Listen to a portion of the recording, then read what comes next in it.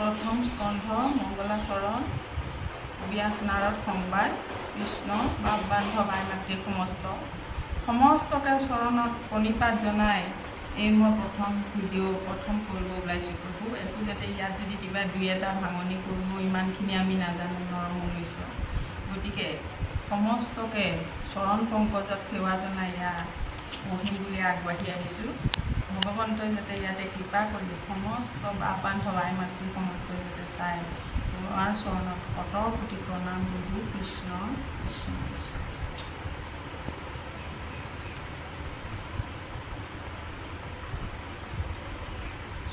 সাত দিনে কৈলাসীটো মহাভাগৱত,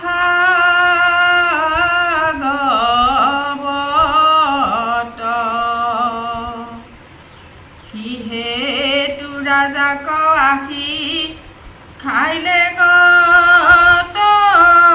তক্ষকে। ৰাম কিহেতু ৰাজাক আহি খাইলে তক্ষকে।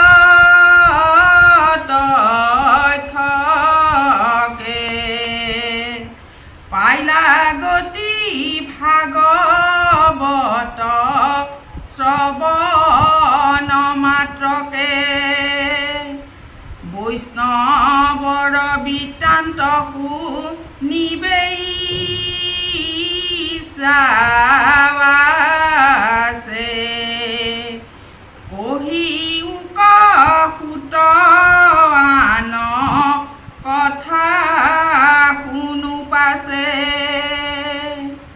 হেন শুনি সুতে বিনা অন্তৱনতে, আমি অকুলীন হেন আছিল মনতে। কৃষ্ণ সুত বোলাজন হ'ল অকুলীন দেখি জাতি ভেদ বিচাৰ কৰি তেখেতৰ দ্বাৰা আমি ভাগৱত নুশুনো বুলি তেখেতক হেৰি কৰিছিলে। সহস্ৰ ঋষি ৩২,০০০ ঋষি, তাৰে ২৮,০০০ ঋষি মুনিয়েহে ভাগৱত শ্ৰৱণ কৰিলে। কৃষ্ণ তোমাষাৰ প্ৰশ্নে ভৈলো আজি সি পবিত্ৰ, শুনা যে নজানো কহোঁ কৃষ্ণৰ চৰিত্ৰ। সাৱশেষে কথা কোনে কহিবে স্বৰূপে, যেন পক্ষী উৰায় পখাৰ অনুৰূপে। কাৰ সাধ্য আছে? ভগৱান কৃষ্ণৰ বিনে কোনোৱেই নাই, তাৰমানে কৃষ্ণইহে পাৰিব। কৃষ্ণৰ কথা কোনে কাৰ ইমান সাধ্য আছে, মানে কোনে ইমান ক'ব পাৰিব? কৃষ্ণৰ বিনে কোনেও নোৱাৰে। কৃষ্ণ সেই মতে যত মানে লৈ মোৰ মতি, বৰ্ণাইবো কৃষ্ণৰ লীলা তোমাত সম্প্ৰতি। গ্ৰাম্য কথা কথনে মলিন হৈ বাণী, তাক শুদ্ধ কৰো কৃষ্ণ কথা কব খানি। যাৰ জিভাত কৃষ্ণৰ নাম নাই, তাৰমানে যেনে শাক মাছ ভাত খোৱা কথা পতা সলনি আমাক কৃষ্ণৰ কথা পাতিবলৈ দিছে। আমাক জিভাখন দিছে সৎ নাম সৎ কথা আৰু সৎসংগত ফুৰিবলৈ, গতিকে জিভাখনৰ ভাল কথা ক'বলৈ দিছে। কৃষ্ণৰ নাম যদি নাই সেইটো চোৱা পাতনি বুলি কৈছে, আৰু আমাক সেইবুলি জিভাৰ লগত উদাহৰণ দিছে। কৃষ্ণ চৰিত্ৰৰ মূৰ মহালাভ আছে, কৃষ্ণৰ কীৰ্তনে জাতি অজাতি নাবাছে। যেনে ব্ৰাহ্মণ কলিতা কেওট এইবিলাক জাতি বিচাৰ নকৰে, কৃষ্ণৰ নাম সকলোৱে ল'ব পাৰে। গতিকে কৃষ্ণৰ নাম ল'লে তাত কোনো জাতিভেদ নাই, যাৰ ঘৰতে মাতে তাৰ ঘৰতে শ্ৰৱণ কীৰ্তন কৰিব পাৰে কৃষ্ণ, আৰু সকলোৱে শুনিব পাৰে, তাত কোনো ভেদাভেদ ইয়াত নহয়। বৈকুণ্ঠৰ শাস্ত্ৰ ইটো মহাভাগৱত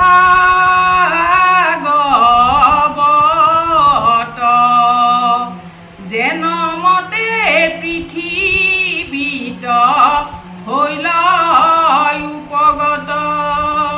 শাস্ত্ৰৰ ভিতৰত উত্তম মহাভাগৱত আৰু গীতা। যিমতে কৰিলা শাস্ত্ৰ ব্যাস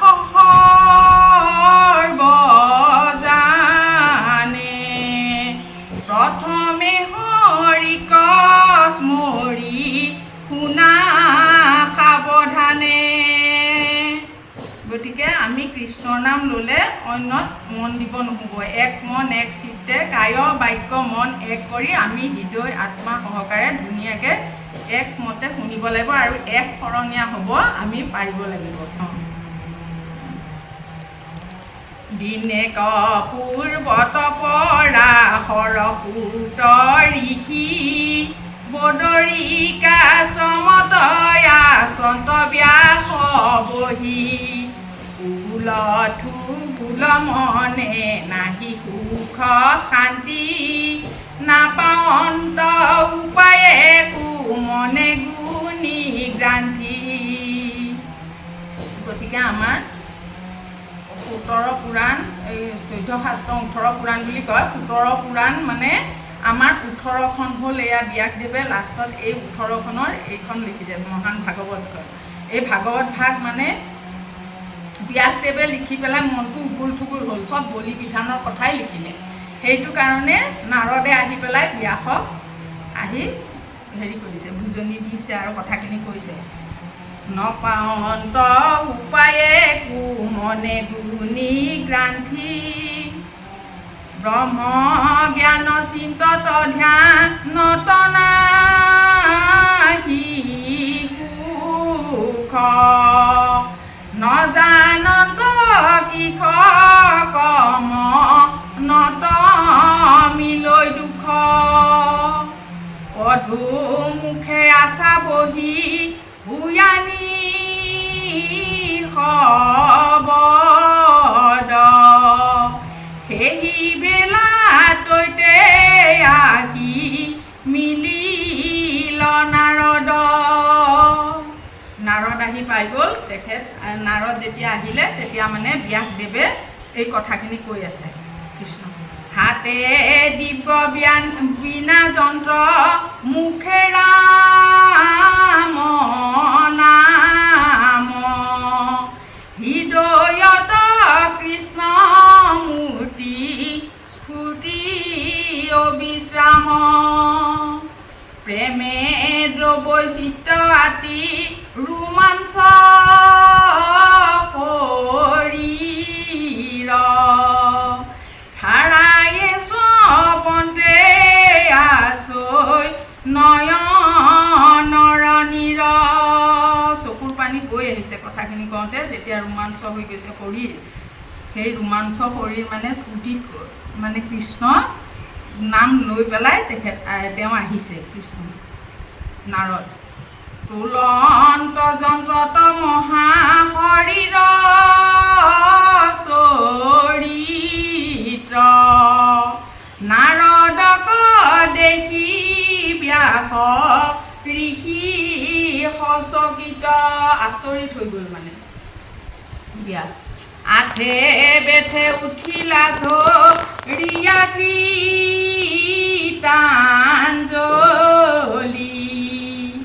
পৰম গৌৰৱে ঋষি কৰিলা কেৱলি। আঠে বেঠে আহি সেৱা সৎকাৰ কৰি ধুনীয়াকৈ আসন বহিখন দিছে। দিলন্ত আসন আনি বহিবাৰ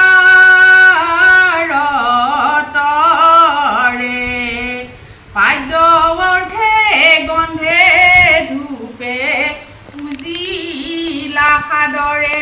আমি যেনেকৈ ভকত আহিলে হাত ভৰি ধুৱাওঁ আৰু নাৰদো তেনেকৈ এজন ভকত। গতিকে সেই ভকত অহাৰ লগে লগে হাত ভৰি ধুৱাই পাদ্য মানে ভৰি অৰ্ঘ্য মুখ চুখ ধোৱা পানী সেয়া বেলেগে বেলেগে থয় ধুনীয়াকৈ। গতিকে ধুৱাই পখলাই আনি প্ৰণিপাত সেৱা সৎকাৰ কৰি বহিবলৈ দিছে। প্ৰণিপাতে পুচিলাকো হলয়া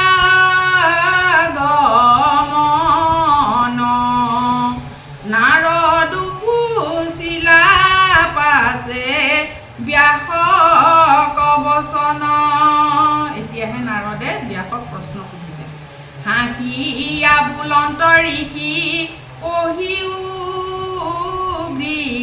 বৃত্তান্ত কিবা হেতু নুহুই কৈতো মাৰ চিত্ত শান্ত তুমি ইমান এজন ভগৱানৰ নিচিনা তুমি ইমান ভগৱান তুমি ইমানখিনি লিখি তোমাৰ কিয় এতিয়া মনটো আৰু চিত্ত শান্ত নহয় তুমি ইমান গোটেই ভাগৱত 14 শাস্ত্ৰ সূত্ৰ পুৰাণ তুমি লিখিলা আৰু লিখাৰ পিছতো তোমাৰ কিয় ইমান মনটো উচপিচনি হৈ আছে সেইটো মানে নাৰদে ব্যাসক সুধিছে মহা উচ্চ পিছ কিয় থিৰনো হিচিত মহন্তৰ মোহিতো কিনো বিপৰীত তুমি ইমান মহান মহন্ত তুমি কিয় নোৱাৰিলা কিয় তোমাৰ এনেকুৱা হৈ আছে মনটো চাৰিও বেদক কৰি লাহা